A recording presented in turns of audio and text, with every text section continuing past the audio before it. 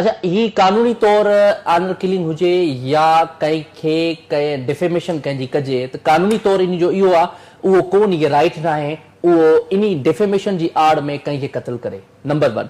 Number 2, in case हू करे थो उनजे ख़िलाफ़ कानून ऐं स्टेट एक्ट सभु कुझु मौजूदु आहे।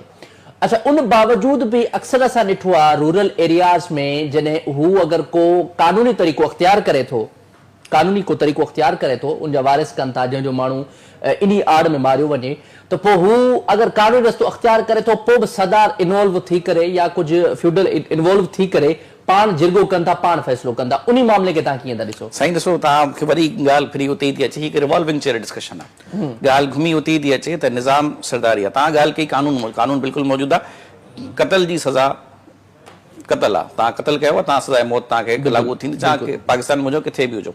तव्हां शरी हवाले खां बि ॾिसो उन वक़्तु बि क़त्ल जी करण जी इजाज़त तव्हांखे, तव्हां ॻाल्हि कई इजाज़त कंहिंखे न आहे साईं।